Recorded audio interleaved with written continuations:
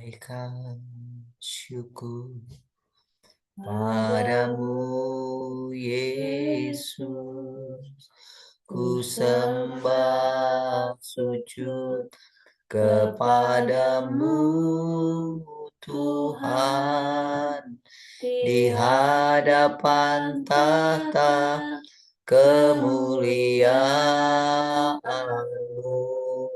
Ku tinggikan, ku agungkan selamanya. Ku naikkan syukur. Ku naikkan syukur padamu Yesus. Ku sembah sujud kepadamu Tuhan, di hadapan tahta kemuliaan-Mu. Ku tinggikan, ku agungkan selamanya. Segala puji syukur bagimu, ku tinggikan nama-Mu selalu. Kemuliaan hanya bagi-Mu. Terpujilah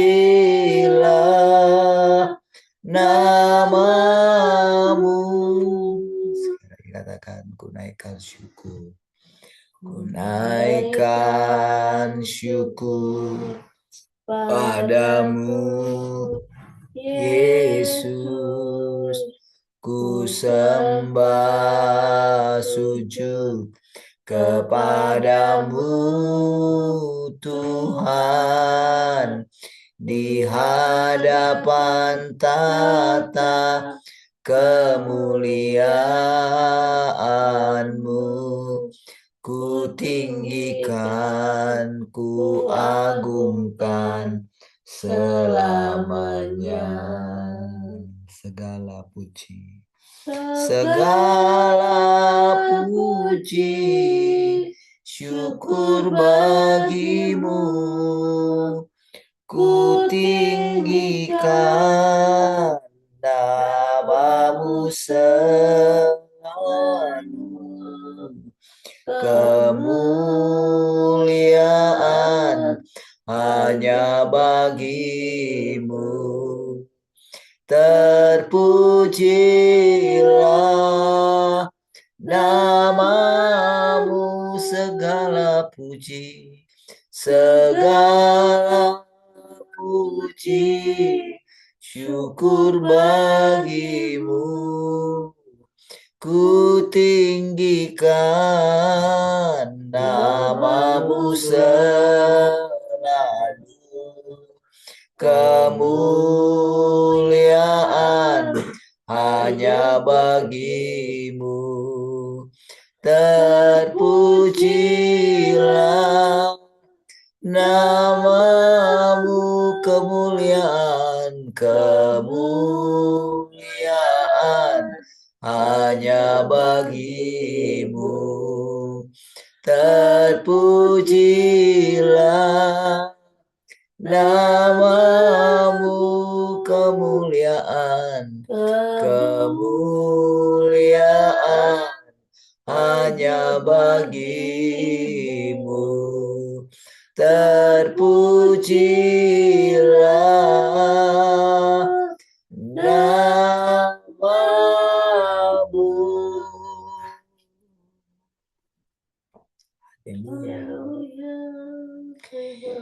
Terima kasih Tuhan. Kami bersyukur. Ya Tuhan, punya mula kebesaran dan kejayaan. Ya Tuhan, punya mula kehormatan, kemasyuran, dan keagungan.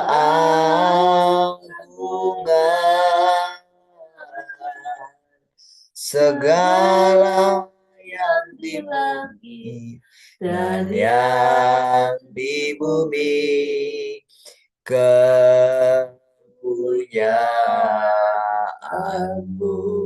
Hosana, Hosana bagi Sang Raja, Hosana di tempat yang maha tinggi, Hosana, Hosana,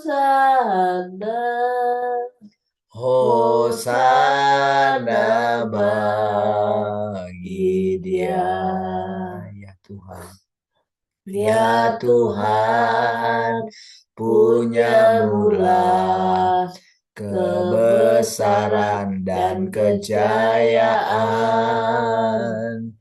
Ya Tuhan, punya mula kehormatan, kemasyuran, dan keagungan.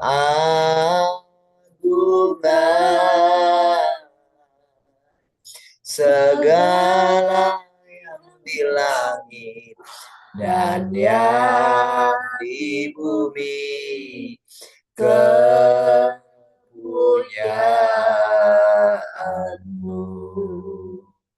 Hosana bagi Sang Raja, Hosana di tempat yang maha tinggi, Hosana,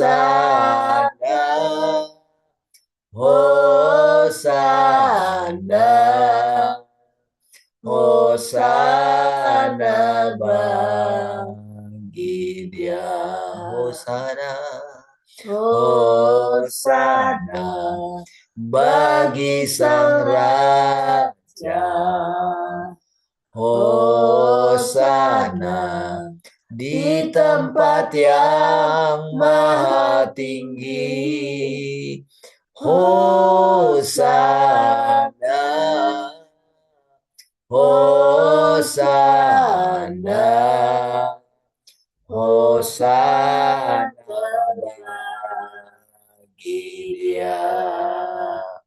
Hosana bagi Dia. Hosana bagi Dia. Haleluya. Segala pujian, kemuliaan bagi-Mu ya Tuhan. Kami bersyukur karena setiap pagi kami boleh datang di hadirat-Mu ya Tuhan. Kami boleh menaikkan syukur kami. Kami boleh menaikkan pujian kami. Oh, terpujilah Engkau Tuhan. Tuhan, saat ini kami mau menundukkan kembali pikiran kami. Kiranya Tuhan memurnikan segala pikiran kami, sehingga Tuhan boleh berkata-kata kepada kami saat ini. Mempersilahkan Tuhan, seperti air yang mengaliri setiap kami pada pagi hari ini, menghidupkan setiap kami. Air kehidupan yang keluar dari tahtanya Tuhan. Terima kasih Tuhan. Kami bersyukur kami boleh makan dan minum firman Tuhan yang adalah kekuatan kami. Terpujilah Engkau Tuhan. Haleluya. Semua kita yang merindukan firman Tuhan sama-sama katakan amin. Baik, puji Tuhan. Shalom semua, selamat pagi. Apa kabar?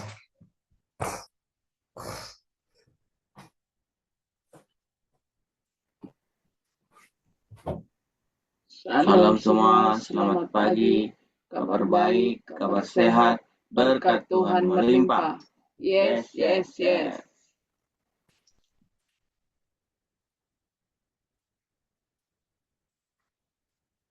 Shalom semua, selamat pagi.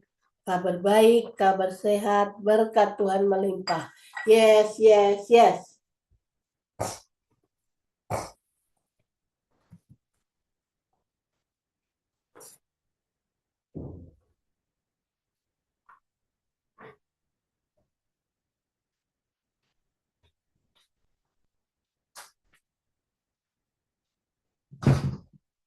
Macam banget itu ke situ.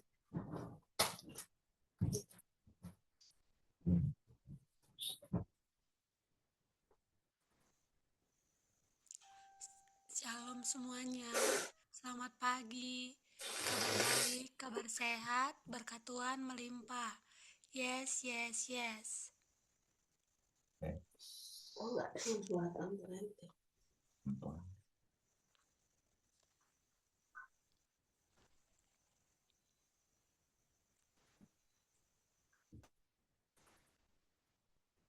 Shalom semua, selamat pagi, kabar baik, kabar sehat, berkat Tuhan melimpah.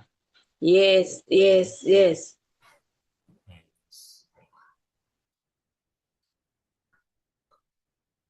Shalom semua, selamat pagi, kabar baik, kabar sehat, berkat Tuhan melimpah. Yes, yes, yes. Sekarang. Sekarang. Kalian selalu. Shalom semuanya, selamat pagi. Kabar baik, kabar sehat, berkat Tuhan melimpah. Yes, yes, yes. Ya, sudah.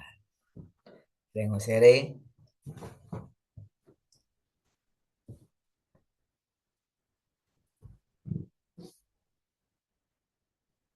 Ada? Satu, dua, tiga. Ada?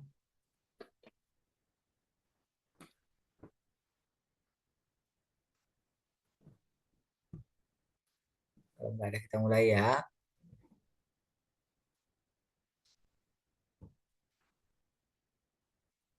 Atau kamu bayar? Mau sharing? Atau kamu mau sharing? Tentang perjalananmu. Oh ya?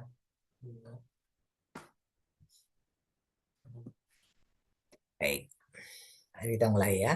Kita lanjutkan yang tadi malam. Jadi kalau ada yang nggak mengikuti tadi malam, bisa lihat di YouTube-nya ya. Di YouTube Lord Revive Us. Oke, baik. Jadi apa yang kita lihat dari hal ini? Dia tetaplah Tuhan Yesus yang sama setelah kebangkitannya.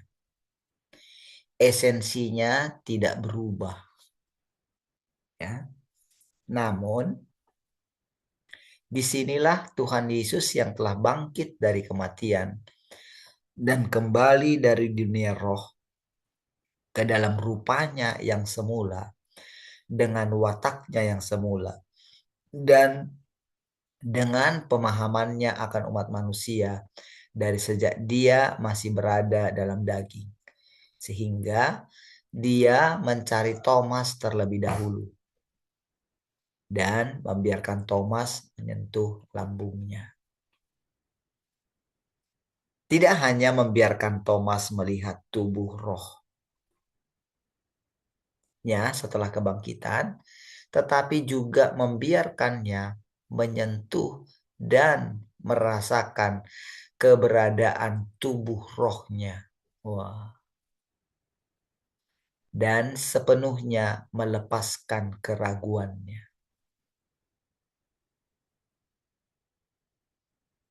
Jadi di sini benar-benar luar biasa ya. Jadi benar-benar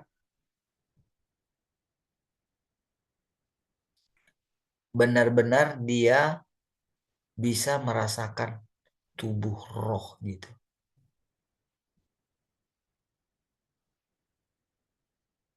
Mana itu ya? menggambarkannya ya. Yang disebut itu tubuh kemuliaan gitu.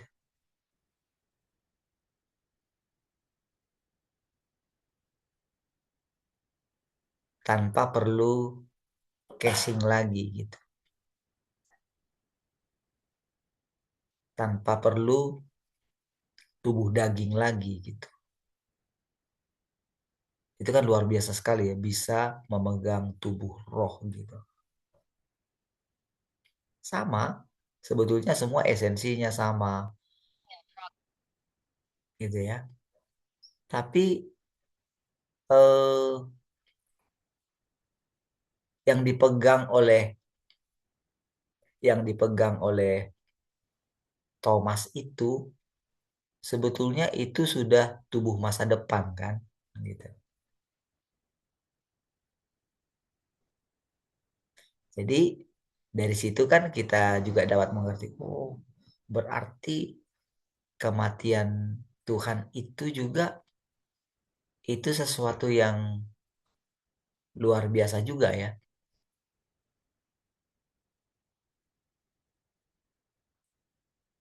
Berarti eh, sejak Tuhan Yesus itu mati dan disalibkan, berarti kematian itu justru pintu ya untuk mendapatkan tubuh kemuliaan gitu.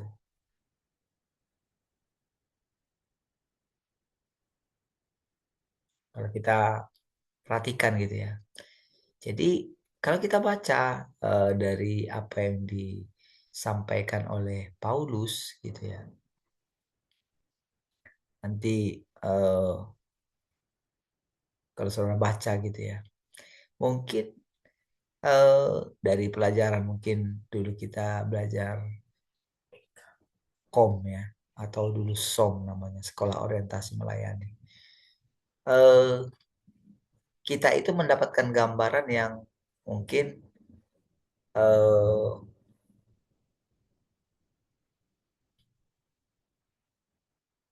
ada tubuh, dikatakan kan ada tubuh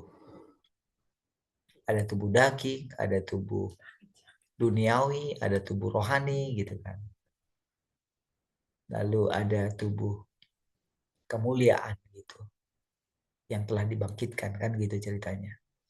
Nah, tapi di sini kita melihat bagaimana tubuh roh yang dapat dipegang gitu. Gimana ya? Tuhan harus ketika dulu mengunjungi Abraham gitu kan. Dia kan itu kan dituliskan di sana itu di Alkitab itu malaikat kan. Gitu. Malaikat juga yang bisa mereka pegang salaman mereka gitu kan. Nah, tapi di Alkitab itu dituliskan mereka itu eh, panglima atau ada kadang-kadang disebutkan menjadi penghulu malaikat atau panglimanya atau malaikat dengan huruf besar gitu ya, malaikat Tuhan gitu ya. Ketika benar-benar memang Tuhan yang menampakkan diri. Kalau saudara baca kisahnya tentang Abraham gitu ya, coba nanti baca baik-baik gitu. Nah, tapi di sini kan harusnya kan ini kan peristiwa yang sangat luar biasa. Dan Thomas oleh karena ketidakpercayaannya justru dia bisa memegang Tuhan kan, anugerah kan luar biasa harusnya gitu. Padahal kan sebetulnya menurut Tuhan Tuhan itu kan seperti menegur dia sebetulnya. Makanya dia bilang mulai dari saat ini jangan nggak percaya lagi ya. Bukan berarti murid-murid sudah benar murid-murid yang lain itu lebih percaya daripada Thomas gitu. Sebetulnya kan Thomas mewakili sekelompok manusia kan. Sekelompok manusia yang harus diselamatkan oleh Tuhan kan? Kan Tuhan bilang juga, orang sakit, orang sehat tidak membutuhkan tabib, katanya gitu. Orang sakitlah yang membutuhkan tabib. Makanya Tuhan datang bukan untuk orang benar, tetapi untuk orang berdosa. Sementara kecenderungan manusia itu membenarkan diri sendiri kan? Betul nggak? Kecenderungan manusia selalu pokoknya menganggap dirinya lebih baik dari orang lain. Selalu begitu. Nah, kalau orang telah membenarkan dirinya, berarti kan dia nggak membutuhkan Tuhan. Tuhan nggak akan menyelamatkan dia, kan gitu ceritanya. Kan coba lihat di situ kan. Kan harusnya kan kalau kita lihat ketidakpercayaan Thomas itu, seharusnya kan kalau dibandingkan dengan murid yang lain, mungkin dia diejek lah gitu kan. Kan waktu mereka cerita lah sama Thomas itu kan. Kan waktu itu kan Thomas benar-benar benar-benar dia tulus mengakui bahwa enggak, kalau aku tidak melihat, tidak menjamah dia, aku nggak akan percaya. Jadi coba lihat di situ saudara. Ketidakpercayaannya Thomas sebetulnya menolong murid-murid yang lain untuk Tuhan menyatakan dirinya dari sisi yang lebih baik gitu. Kan kalau Thomas tidak seperti itu kan tentu tidak akan ada peristiwa ini.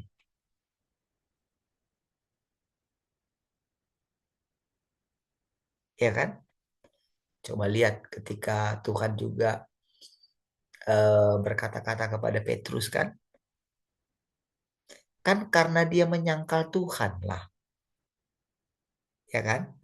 Makanya Tuhan datang kepada dia, Simon anak Yohanes, apakah engkau mengasihi aku lebih daripada yang lain ini? Coba lihat situ. Pada waktu itu kan Petrus ada dalam titik terendah. Mungkin boleh disamakan dengan Yudas. Ya kan? Tetapi justru dia didatangi oleh Tuhan dan mengatakan firman yang lebih tinggi. Kan Tuhan seperti justru mengangkat derajat dia kan. Artinya begini, maukah engkau menggantikan aku? Kan kira-kira kayak gitu sebetulnya.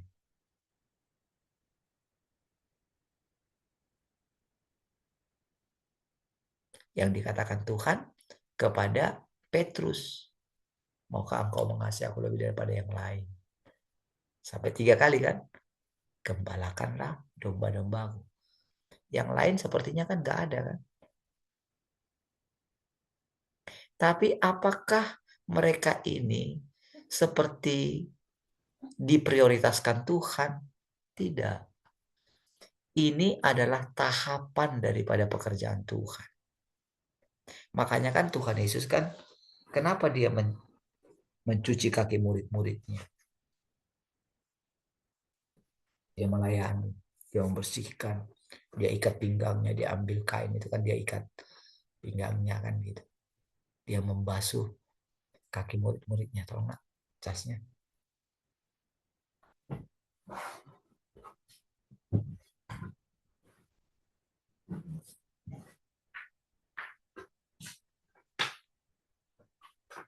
Dia menjadi hamba. Padahal kan dia itu harusnya Tuhan. Oke, dia Tuhan. Dari yang kita pelajari sekarang ini, saudara, Tuhan itu sedang menjelaskan kalau Yesus benar-benar adalah Tuhan itu sendiri. Ya kan? Esensinya tidak berubah. Kan gitu kan? Kan dari sini kan boleh kita lihat, betapa rendah hatinya Tuhan ini gitu. Bahkan sampai matinya pun, mana ada di antara kita yang mau mati seperti Yesus.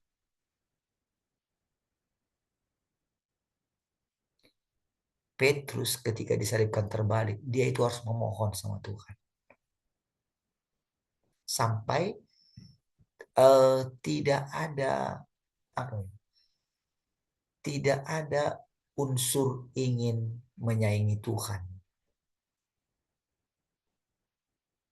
Jadi walaupun Petrus itu matinya sampai mungkin dianggap dia lebih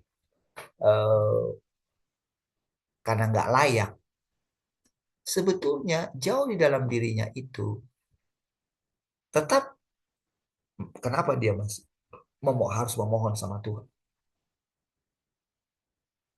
Kan pada waktu itu sebetulnya kan tidak ditetapkan kematiannya seperti itu. Tidak. Kematian Yudas memang sudah ditetapkan seperti itu.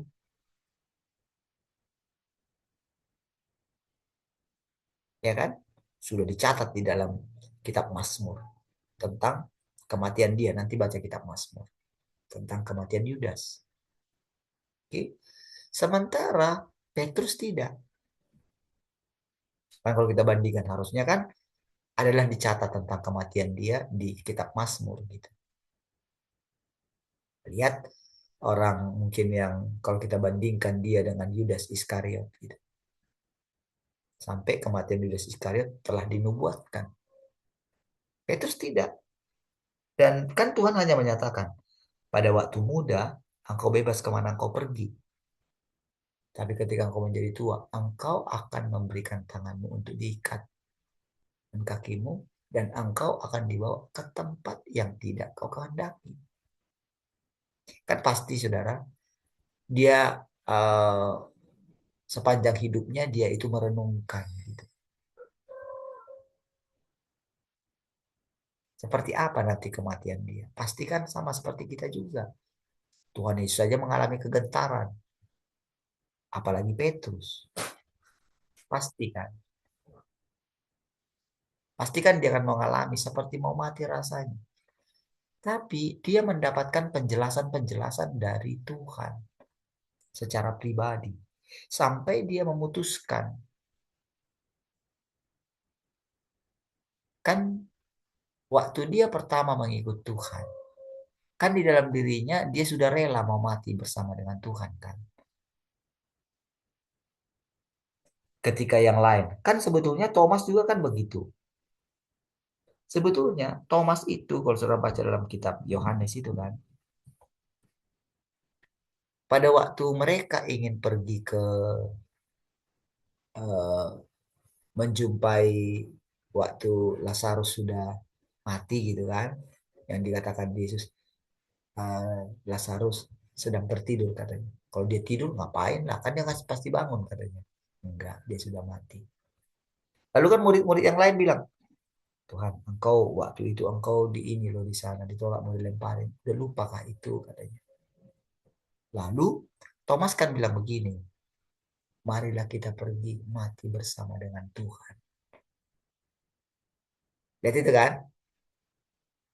Tapi ternyata pada waktu Yesus itu disalibkan dan dikuburkan, dia kan benar-benar gak percaya kan? Apa yang membuat dia gak percaya gitu? Masa dia gak percaya dengan cerita teman-temannya? Kenapa kok sampai ngomong kayak dia ketus sekali? Udahlah, kalian mau ngomong apa? Nah, kan gitu kira-kira kan. Aku nggak percaya. Sebelum aku cucukkan jariku, katanya. Wow. Oke. Berarti kan semua peristiwa itu mereka ingat semua itu, saudara. Mereka kan pasti menimbang-nimbang perkataan Tuhan kepada murid ini, kepada murid itu. Masing-masing. Masing-masing mereka itu akan belajar. Karena nanti kan masing-masing kan mereka terpencar semua.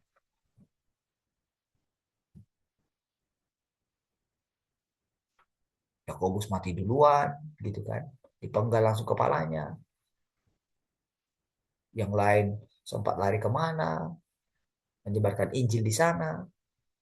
Tapi tentu masing-masing itu kan akan mencari nanti air hidupku seperti apa ya. Kalau Petrus udah jelas-jelas dinubuatkan.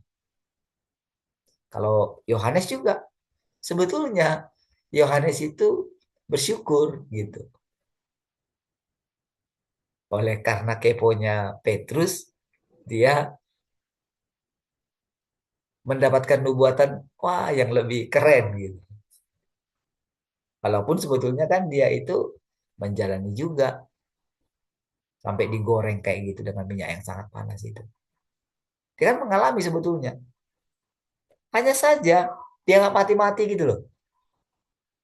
Ada anugerah gitu yang luar biasa gitu. Sebetulnya sih semuanya mengalami perlindungan seperti itu. Gitu. Namun masing-masing kan punya perjalanannya. Makanya saudara, Tuhan mengajar kita di sini dari pengalamannya Petrus. Sampai-sampai dia itu memohon sama Tuhan. Sampai berkali-kali. Tuhan, enggak. Tentu saudara, Tuhan itu kan tahu sampai kedalaman hatinya Petrus itu. Tahu apa yang dipikirkan dia tentang masa depan, tentang nanti kehidupan yang akan datang. Udah Tuhan, izinkan aku mengalami itu. Sampai ketika dia sudah mohon itu, sampai ketika benar-benar pada titik itu sudah keputusan yang bulat. Oke, silakan. Jadi Tuhan itu benar-benar kita lihat di sini adalah Tuhan yang tidak kaku. Tuhan yang selalu baru.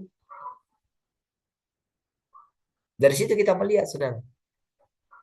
Lagian kan memang tidak dicatat di dalam kitab Mazmur seandainya mungkin Daud eh,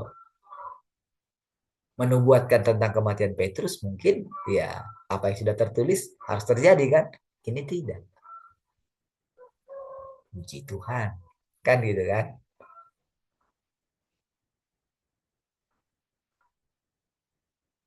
Yang lain juga sebetulnya tidak, tapi karena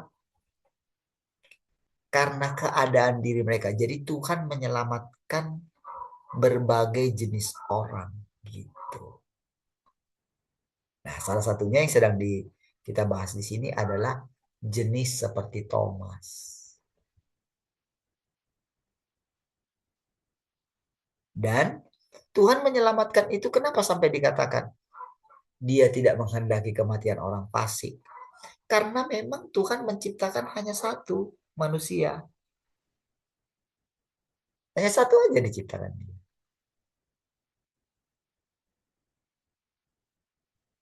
Firman Tuhan tidak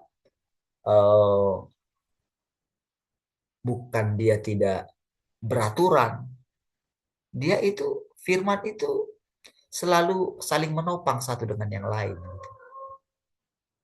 Hikmatlah yang membuat semua itu bisa benar-benar berkesinambungan.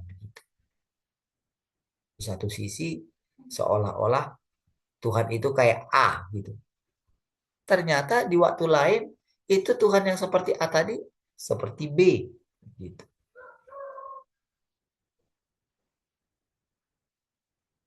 Tapi memang manusia itu kaku. Kan Tuhan hanya bilang, kalau aku mau dia hidup sampai aku datang. Kan gitu.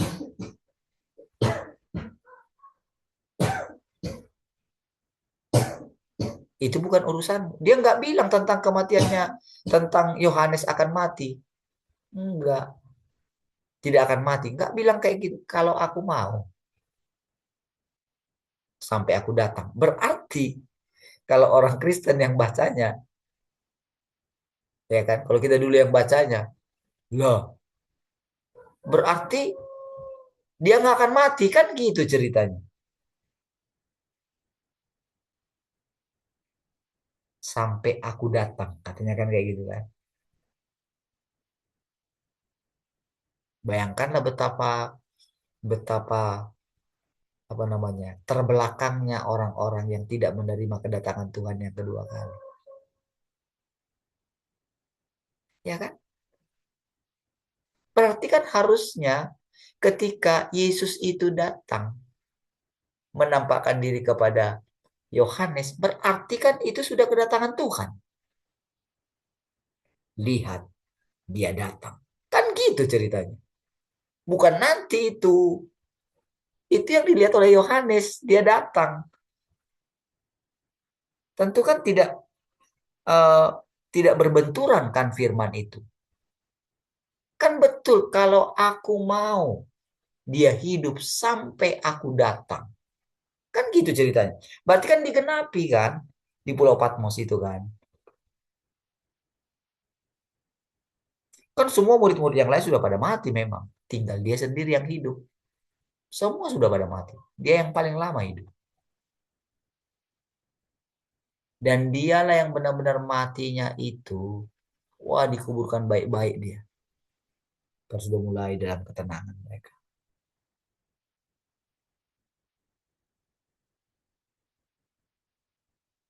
Mereka sudah benar-benar menjadi Kristen pada waktu itu. Mereka sudah menjadi pengikut jalan Tuhan. Gitu. Mereka sudah menjalani satu kehidupan yang normal di antara masyarakat. Iya, saya bisa melihat bagaimana waktu itu Petrus diundang kepada suatu pernikahan orang apa gitu kan, perjamuan kawin gitu kan. Disitulah bagaimana Paulus pada waktu itu tegur dia kan, baca kitab Galatia itu. Jadi mereka sudah menjalani kehidupan yang normal gitu.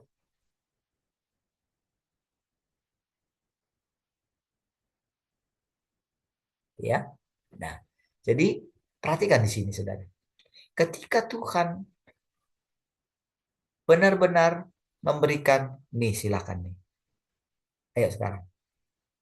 Nih tubuhku ini. Ini benar-benar ini. Tubuhku.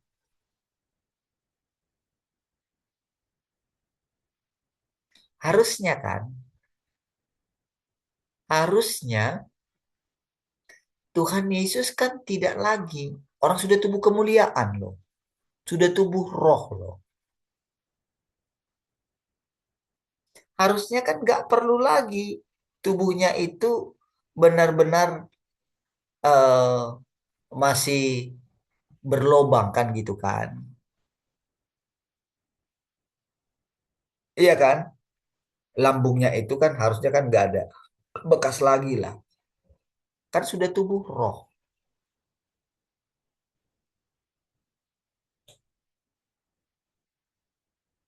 Tapi demi Thomas, itulah kasih Tuhan, saudara.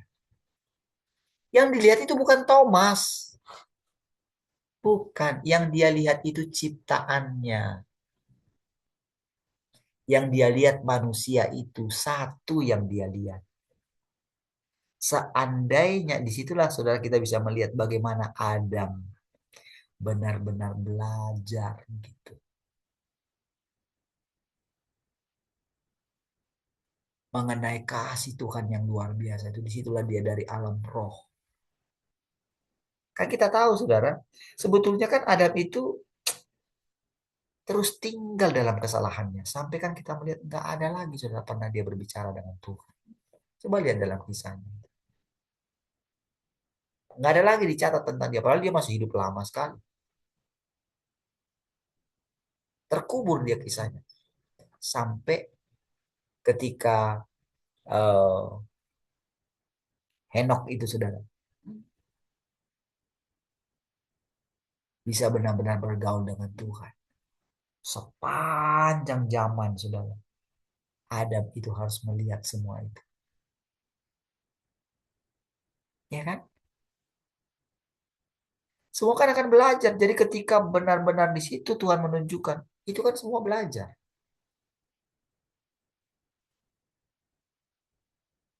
Semua manusia itu belajar, termasuk kita yang di sini kita belajar. Pengajarannya itu kekal, saudara. Sini Thomas.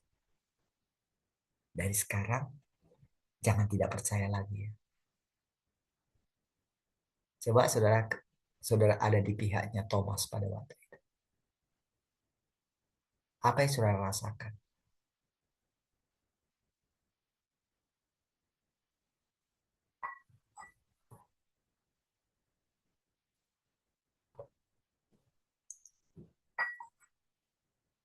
Apakah saudara merasakan ketekunannya Tuhan?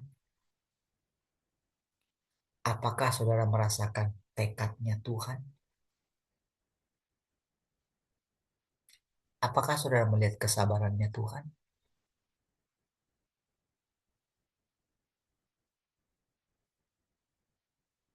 Apa dia pernah merendahkan Thomas?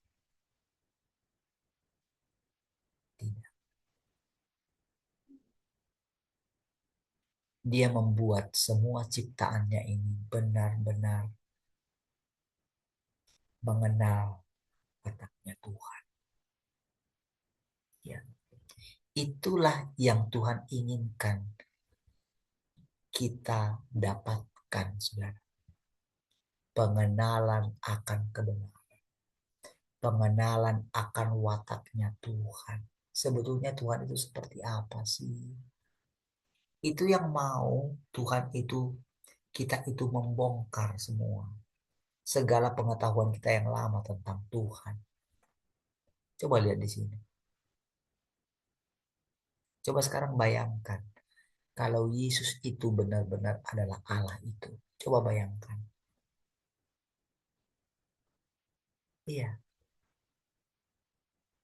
Dulu kan kita nggak pernah sampai berpikir seperti ini. Karena dulu kan pikiran kita, oh Yesus itu manusia. Manusia biasa.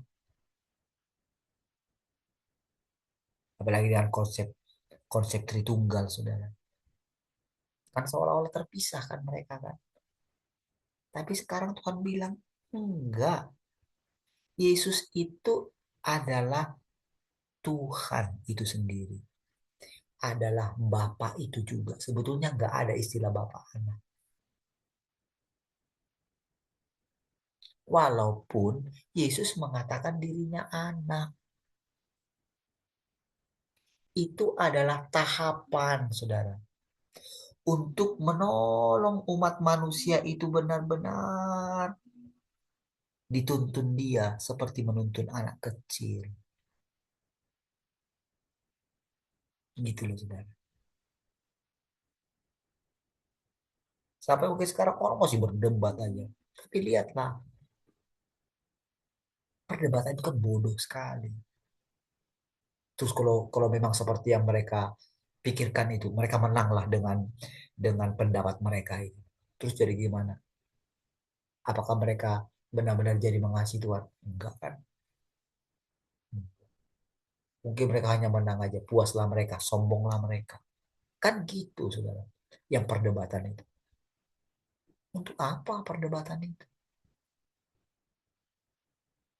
Kalau ketika kita ngomong seperti ini, mungkin mereka akan langsung, wah, sesat itu, sesat. Kan seperti itu langsung. Makanya Tuhan ingatkan, kalau kamu dikatakan sesat, biasa aja lah. Aku juga dulu dikatakan sesat kok. Ya kan? Berarti kalau orang itu mengatakan kita sesat, berarti mereka mengatakan, mereka sama dengan kelompok orang dulu yang mengatakan Yesus sesat. Betul nggak?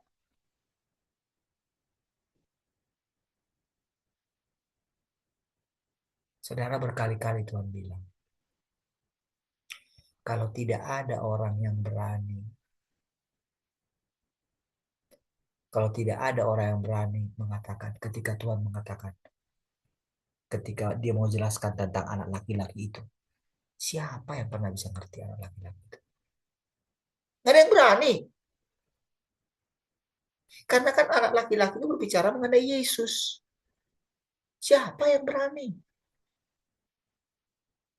Sementara firman Tuhan gamblang katakan, Tuhan Yesus sendiri mengatakan bahwa kita mesti makan dia.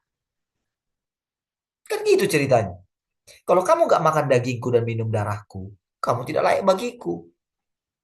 Kan apa yang kita makan, itulah kita, kan gitu. Gamblang sekali sebetulnya kan.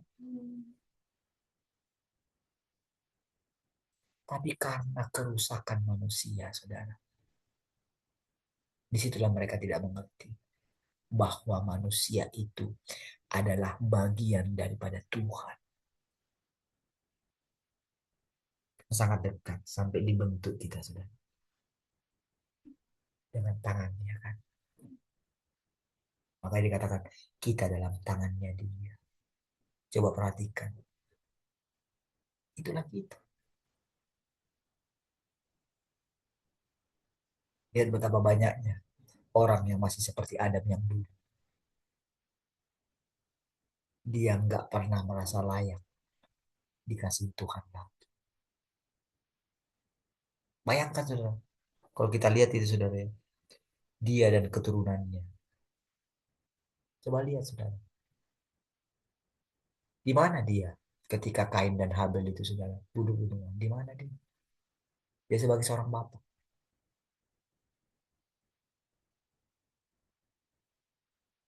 Harusnya kan adalah dia di situ. Kenapa kamu nikahin? Itu kan adikmu.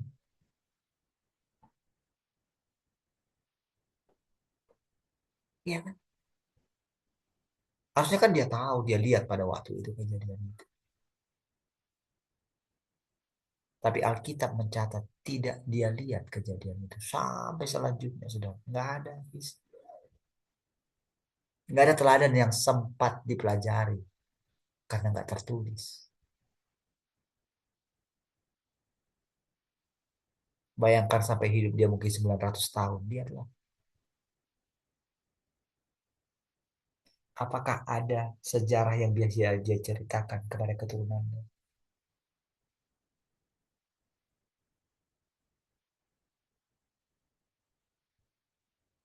Dan sekarang saudara, kita melihat bagaimana tekunnya Tuhan itu. Lihatlah bagaimana Tuhan itu saudara secara nggak terpikirkan loh sama kita. Kok bisa kita percaya kepada Tuhan dengan cara seperti ini? Ya,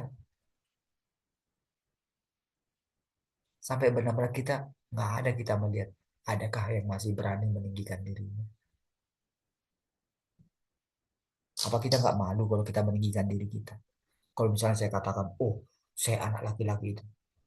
Apakah di situ ada masih kita temukan kita berani meninggikan diri, saya berani gitu. Tuhan aja serendah hati ini. Bayangkan sabarnya dia sama Thomas itu, cobalah lihat.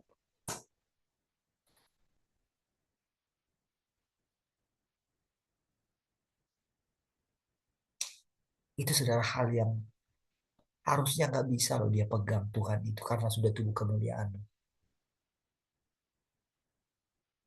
Kan ketika Maria yang dekat dengan Tuhan itu loh, kan dia mau pegang Tuhan pada waktu itu loh. Saking dia itu senangnya gitu. Kan pada waktu itu kan dia nggak tahu kalau memang itu sudah tubuh kemuliaan kan. Makanya Yesus bilang, aku belum pergi kepada Bapa. Jangan saudara bilang, oh karena dia belum pergi kepada Bapa. Bukan itu. Dia ngikutin pola pikirnya manusia itu pada waktu itu, saudara. Makanya dia bilang seperti itu. Buktinya, kalau menurut dia belum pergi kepada Bapa, berarti setelah ini Tuhan sudah pergi kepada Bapa. Enggak di situ masalahnya.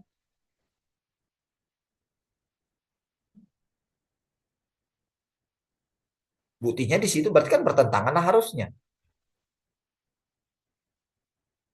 Kan harusnya kan pikiran manusia kan, oh dia pergi kepada Bapa nanti ketika dia naik ke surga itu. Kan misteri itu kan tak tersingkapkan. Buktinya saudara mereka berjumpa dengan Tuhan. Setiap hari mereka berjumpa kok. Bukan hanya 40 hari itu, bukan. Selanjutnya masih mereka berjumpa. Masih. Lukas sendiri mengatakan, Yesus Yesus membuat melalui perantaraan mereka. Yesus membuat mujizat-mujizat kok. Coba baca kitab Lukas. Terus Yesus menampakkan diri kepada mereka. Makanya dia juga menampakkan diri kepada Paulus. Kan itu kan?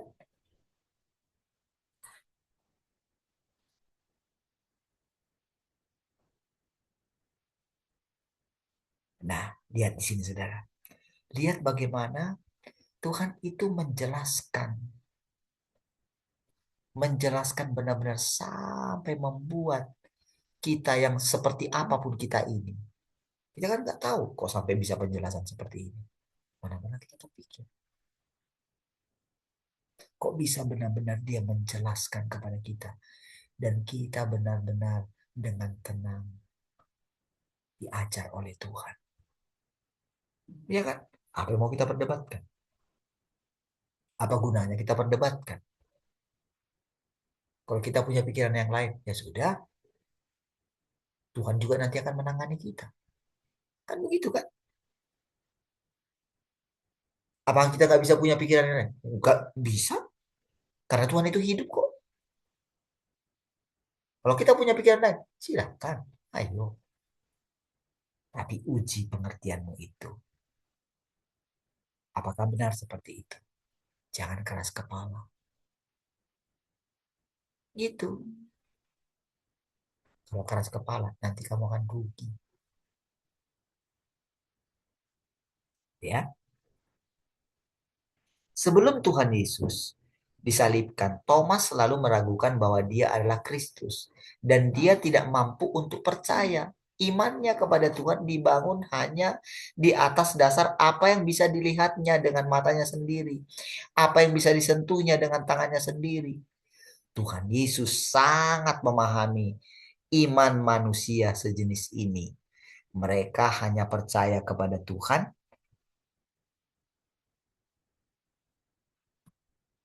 yang di sorga dan tidak percaya sama sekali kepada Dia yang diutus oleh Tuhan atau Kristus di dalam daging, dan mereka juga tidak mau menerimanya. Saudara, setiap kali Tuhan itu ingin berbicara, dia selalu pasti diserang. Iya, saudara. Berkali-kali sebetulnya Tuhan itu datang menampakkan. Iya. Karena kita selalu melihat diri kita. Ketika Tuhan datang kepada kita, orang yang sederhana, mungkin kita hancur gitu. Kapan kita mau menerima Tuhan yang datang kedua kali itu? Ya kan? Tuhan itu sederhana. Sangat berbeda. Makanya dikatakan jalannya itu sempit. Makanya kalau sudah ikuti firman Tuhan gitu, iya. Siapa yang mau ikut Tuhan kayak gini?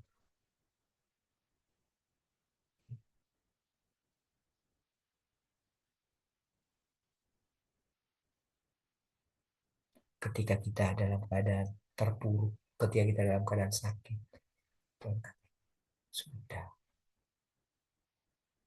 kamu nggak pernah sakit. Jadi, iya, oh gitu ya Tuhan. Kita tidak lagi menunggu untuk disembuhkan, karena kita percaya Tuhan yang di samping kita itu adalah kesembuhan kita. Kalau Tuhan tinggal dalam saya, kalau saya ajak dia bicara, kalau saya ajak dia bersekutu, itulah kekudusanku, itulah hidupku. Kalau aku tidak bersekutu dengan Tuhan, matilah aku. Itulah para pengikut Tuhan. Matanya selalu tertuju kepada Tuhan. Mau orang bilang seperti apa Tuhan itu. Iya. Dia berani menantikan Tuhan setiap hari. Gitu. Dia nggak berani menjalani kehidupannya setiap hari tanpa dia mendengarkan firman Tuhan. Iya, sepertilah saudara semua. Kalau engkau nggak punya firman, kalau engkau tidak mendengarkan Tuhan berkata-kata setiap hari, kalau engkau tidak ada di sini, harusnya engkau mesti bertekad gitu. Disitulah Tuhan akan lihat hatimu. Iya.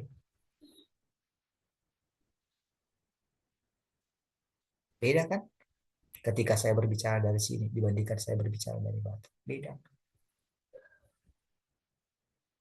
Beda kan? Gitu maksudnya.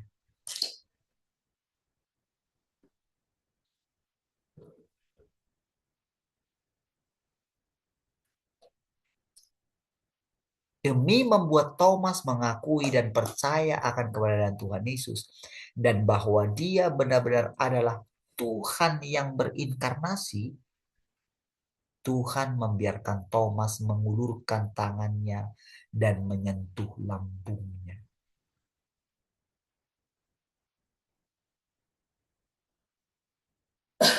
Ya itu sudah. Bayangkan Thomas benar-benar menjamah Tuhan. Beda dengan yang dialami oleh Yohanes ketika dia berani menyenderkan kepalanya. Beda. Tuhan yang sama loh. Kan esensinya sama. Seperti dikatakan tadi. Tapi pikiran Yohanes tidak seperti ini. Makanya kan ketika dia melihat, kan dia takut pada waktu itu. Ketika Tuhan menampakkan diri 50 tahun kemudian. Seperti orang mati. Kan gitu. Thomas benar-benar pegang tubuh rohnya Tuhan. Bayangin tuh. Ya kan? Sama esensinya sebetulnya. Pikiran manusia itu yang belum sampai ke situ. Dari pihak Tuhan. Lihatlah bagaimana rendah hatinya Tuhan itu. Kan Tuhan itu ingin mengikis dari pikiran manusia itu. Tuhan yang sangat tinggi besar itu. Iya kan? Kan dalam pikiran mereka kan kayak gitu, saudara.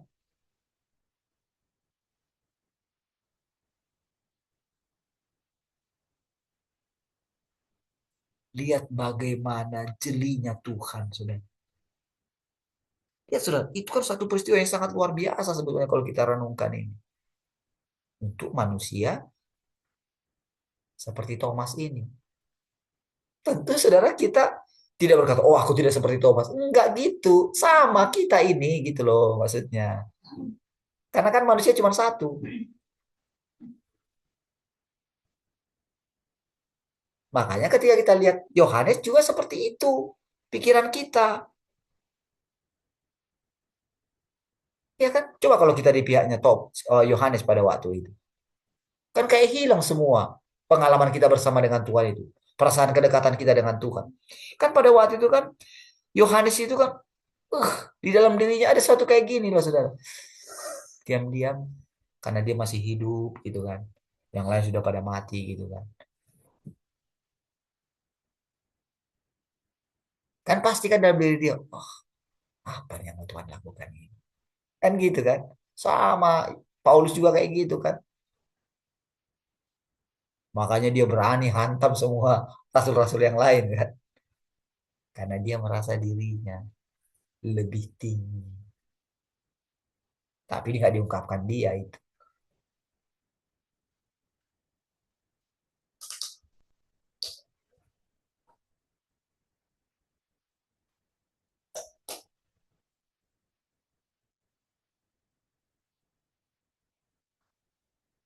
Seperti itu prosesnya.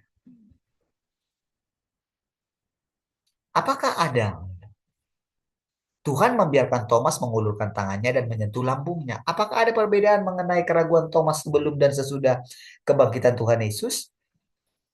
Thomas selalu merasa ragu.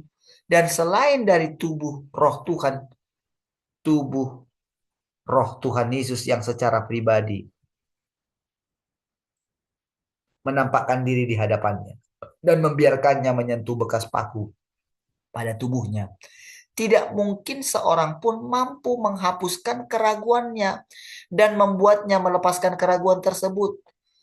Jadi, dari sejak Tuhan Yesus membiarkan Thomas menyentuh lambungnya dan membuatnya benar-benar merasakan adanya bekas paku, keraguan Thomas pun hilang dan dia sungguh-sungguh menyadari bahwa Tuhan Yesus telah bangkit dan dia mengakui dan percaya bahwa Tuhan Yesus adalah Kristus yang sejati atau Tuhan yang berinkarnasi.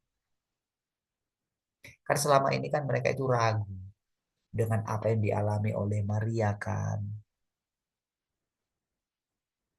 Kan hanya Maria yang tahu karena dia punya pengalaman itu sendiri kan. Maria ibunya Yesus. Kan kejadian itu sudah lama sekali, saudara. Kan ada keraguan di dalam diri mereka. Apakah benar-benar yang dilahirkan oleh Maria itu benar-benar dari Allah? Gitu, saudara. Itu tersimpan keraguan itu dalam diri manusia. Dan Thomas benar-benar mengalaminya. Oh, berarti benar ya. Gitu loh maksudnya. Benar-benar Yesus ini adalah Tuhan itu ya. Gitu. Cuman selanjutnya, apakah orang memiliki iman seperti Thomas ini? Kan Thomas ini yang ngalami. Murid-murid yang lain kan gak disuruh Tuhan jamah kan?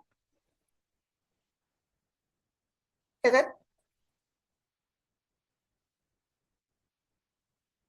Karena Tuhan bilang, sekarang jangan tidak percaya lagi. Kan itu didengarkan oleh murid-murid yang lain. Ya kan? Harusnya begini. Kalau mereka sempat ragu juga. Oh, aku pengen juga pegang. Kan Tuhan bilang, berbahagialah orang yang percaya sekalipun tidak melihat, katanya. Artinya apa?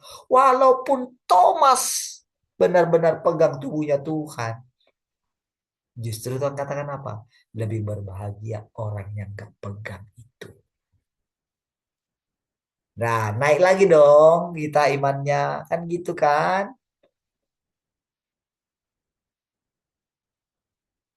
Makanya saudara ketika misalnya ada orang yang mengatakan dialah anak laki-laki itu yang dilahirkan oleh perempuan itu. Kan orang lain bilang, oh memang lu siapa? Pas engkau menyamakan dirimu dengan Tuhan.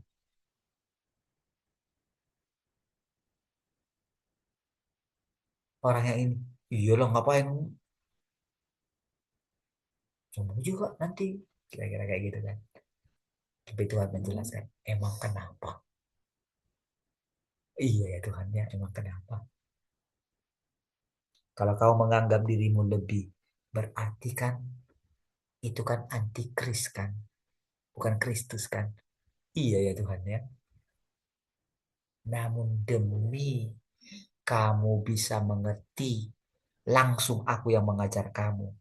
Makanya aku izinkan kamu seperti, gitu loh, anak laki-laki itu. Oh, gitu ya Tuhan. Kalau kamu gak menerima itu, gak akan pernah kamu ngerti siapa anak laki-laki itu. Seperti itulah Tuhan mengajar kita setiap hari, saudara. Seperti itu. Semua kita yang ada di sini bukan diajari oleh manusia karena Tuhan bilang nggak perlu orang mengatakan kepada samanya kenalah Tuhan karena Tuhan itu sendiri yang akan mengajari kamu. Gitu kan? Ya saudara. Betapa terbukanya Tuhan kepada saudara. Apakah engkau berbeda dengan Thomas? Apakah engkau berbeda dengan Petrus? Apakah engkau berbeda dengan Yohanes? Siapapun dia. Tidak. Lihat bagaimana Tuhan. Dulu saudara di Alkitab kita tidak tahu bagaimana hidupnya Adam. Tapi sekarang boleh kita melihat bagaimana Adam pun diangkat dia. Ya.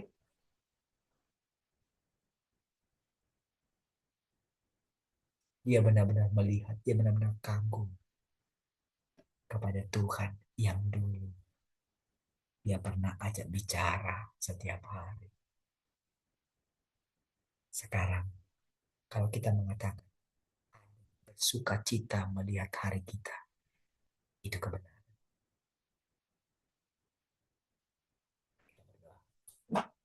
Si Tuhan, kami bersyukur untuk persekutuan ini. Terpujilah Engkau sekarang sampai selamanya. Mari kita yang mengasihi Tuhan sama-sama katakan. Amin. Amin.